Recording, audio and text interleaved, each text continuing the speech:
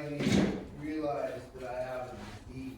Not a moral fucking deficiency. There was nothing wrong with my moral thoughts and ideas. Yeah, I robbed people. Yeah, I did things that were horrible.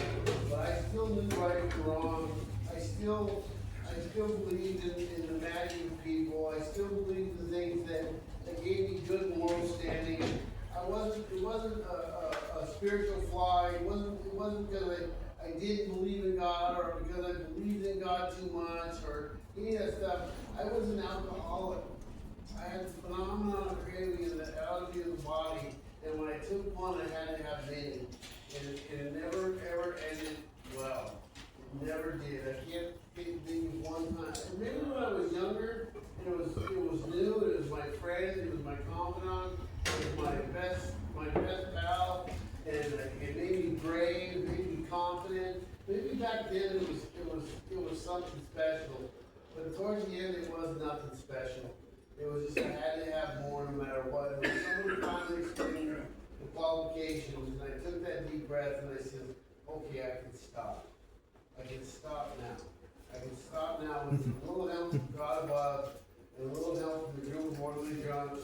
I can stop. I can get a wrinkle on my life, and I can be a contributing member of society. I don't have to be a drag. I don't have to be this thing. I don't have to be this outcast. I don't have to be this weirdo. I don't have to be this stranger. I can have friends. I can have people in my life that find me acceptable. I can wear decent clothes. I didn't have to wear vomit on my clothes. I didn't have to wear puke on my clothes. I didn't have to wear blood on my clothes. I can have an apartment. I can have a girlfriend for long standing. And it was just once I got through that threshold, finding out that I was an alcoholic, so much changed. So many doors opened, so much. And then I started working the steps. And the first step was the biggest and most fundamental step that I work every day. Every day I wake up and I realize that I'm rewired from a night of sleeping. I rewired back to that old addict alcoholic thinking. And I have to tell myself first thing in the morning, I am powerless over alcohol, and my life is unmanageable without God. Without God in my life, without a little spiritual guidance, a little group orderly direction, I am totally unmanageable. And I find that I can go through this life now with some sense of calm, some sense of humor, and not dignity. I've got 10 months, and that's phenomenal. You've got 30 days, you've got 1 day, that's a long day off the sauce. It's absolutely a miracle. And the most normal thing if you don't know this, the most normal thing for an addict alcoholic to be doing is drinking and using. It's the most normal thing for them to be doing.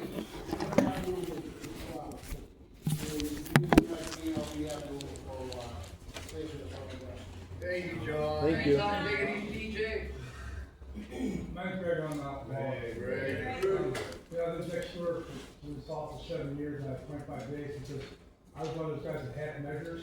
You know, I figured I can get clean sober just throughout most just by coming to meetings, you know, and pushing other people's stories. But come to find out I have to really want it. You know, it took me 7 years of more misery, more pain, causing more harm, fucking my body off. And so I thought at the point where I wanted it, you know, I got a sponsor, started working with the sponsor, and trying to work the steps. I'm still on step one, and I'm still finding out what I'm powerless over, which is pretty much everything, you know, and you have to really want it. And if you don't really want it, then coming here is not going to do any good. I thought I could get it, and it was osmosis. Like I said, head measuring develops nothing, you know. I had to stand at the turning point, and I had to make a decision and decided I want a better life for myself and for my wife, you know. I don't want to keep creating more havoc and more harm. So I had to want it. And every day I wake up and say that I want this, you know. And some days where I don't, you know, I'll be honest, there's some days where I don't want to do this, you know. I resist authority. And sometimes I look at the AA and the law as authority, and I resist it, you know. And I've got to remember that this is the only place I can come in and feel comfortable. And I feel like I'm around people that like me, and I've gotten friends here now that doesn't do anything for me if I ask, you know. I've never had that before, you know. And so one of the things I like about coming here is it reminds me I'm not alone and that I can do this, you know. And I just have to want it. Some days I be honest, some days I just don't wanna fucking do anything, you know? I'd rather just lay in bed and fucking be a vegetable and not do anything, but those are the days I have to get up off my ass and come to a meeting. And I spent the last 2 days in bed, fucking food poisoning, and I felt guilty for not being over here, you know? I just felt guilty, you know? So, but I'm glad I'm here, I'm glad I'm still alive, because I don't know how I still am, you know, all the shit I've done to myself in the years. But like I said, it's the only place I can come in where I feel among people that are like me, and I feel at home, or come through these doors. The bottom line is you have to worry about it. That's all I got, thanks. That's great, thank you. Thank you very much. Captain Alcoholic, Ron. Unfortunately, you know, relapse is a part of my story. I was one of those that started off the dry drunk, you know, or I just quit drinking and that was good enough. Went to meetings and everything, still, you know, wasn't doing what I was supposed to do. I didn't do the work that I was supposed to be doing, but I was still doing all right. You know, I wasn't drinking, everything's fine.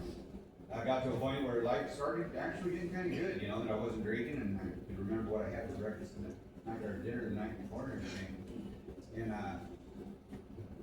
getting complacent like that, I started thinking, you know, I don't really need meetings all that much, you know, I'm gonna skip a meeting today, I'll go tomorrow, and then tomorrow became the next day, and the next day, and the next day. I found myself with a bottle in my hand. And with the bottle in my hand, I'm thinking, you know, I can't drink this, you know, I don't want nobody knowing I'm drinking, you know, so what do? You know, just that one drink, you know, nobody's gonna know. Nobody's gonna know, you know, 'cause it's just that one drink, right? And then of course, I had a formula in my head that I was trying to come up with, that if I could drink just enough to get that buzz, that I could like wait for the buzz to start to get away, and then I could drink just a little bit more to get that buzz, to keep that buzz going just enough, you know, I'm not gonna overdo it, I'm just gonna, this is the manipulation I had in my own head, right? I tell myself, I can do this, and I tried this like 100 times. You can do it. And I kept telling myself, you know, what can I do differently this next time? You know, maybe I'll go instead of 14 minutes, I'll go 14 and a half minutes, you know, and just really trying to come up with that formula, and it took a long time for me to realize that there's no fucking formula. You know, it was just that effect of alcohol that I wanted to keep going, you know, I didn't feel like I was hiding from anything, I wasn't trying to escape from anything, I just wanted to feel that feeling, you know, and keep it going. And then I realized, you know, I was running for myself. You know, I didn't like the person I was, but I didn't know what to do. And it took coming back into the room, being afraid to come back to the room is what it took actually. Somebody had called me and was like, hey man, I haven't seen you in a while, where you been? And I said, well man, I told them I stepped out, and they're like, well, I'm gonna stop by and talk to you for a minute, you know? This man shows up at my house, and not even coming to the house, like, well, come on, let's go. I'm like, well, where are you going? It's all right, you know, took me to a damn meeting. Get in that meeting, the same meeting that I was going to for years before, same people out there, and I'm thinking, crap, now I'm gonna have to tell all these people.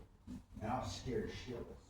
But I walked in that door, and I was met with hugs, and glad you're here, and welcome backs.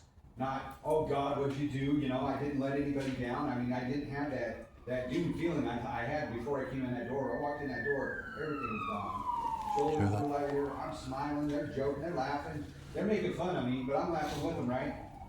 And if it weren't for that one time of going back coming back into a room and getting rid of that fear was the only thing that kept me from coming back in here and getting that help that I needed. You know, ain't nobody out there gonna be able to help me. You know, ain't nobody out there they're gonna judge me and everything. And I come in here and it's like, there's so much help. You know, I mean, it's just so uplifting. You know, and it makes me kind of down on myself because what the hell did I step out for in the first place? You know, all I needed to do is walk through that door and talk to somebody or listen to somebody. That's all it takes for me. I come into a meeting with heavy shoulders, I go out that door and I'm light as a friggin' feather. You know, things are starting to go better again, you know, am I gonna best of my Lord and be like, hey, you know, things are getting good, I can slip off again? No, if I'm surrounding myself with people who are telling me that that's the wrong way to go.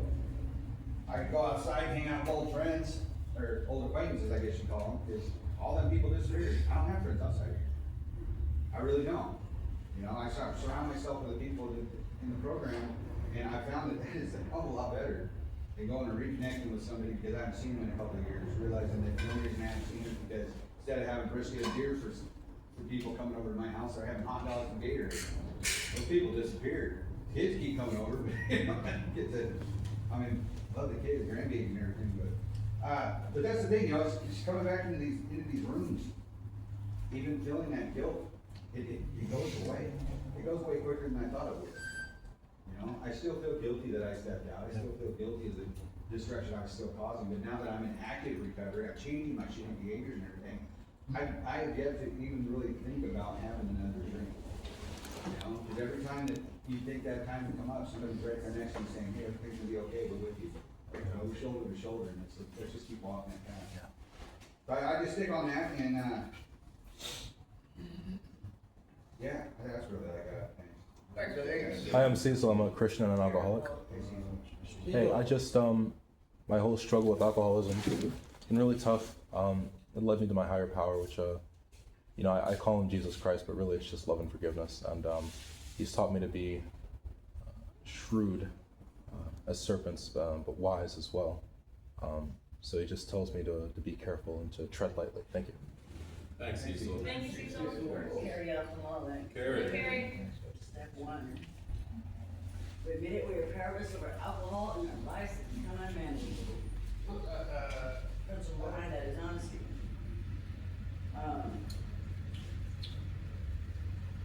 It took me a really long time coming in and out of these rooms to get where I am today, but in what we read,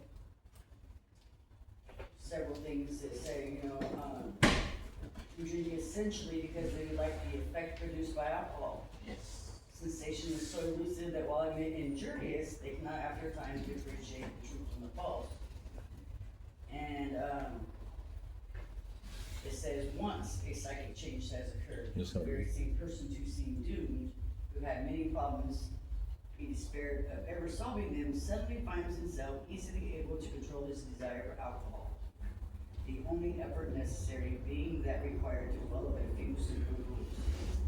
And those are the 4 absolutes: honesty, willingness, love, and purity. Right? I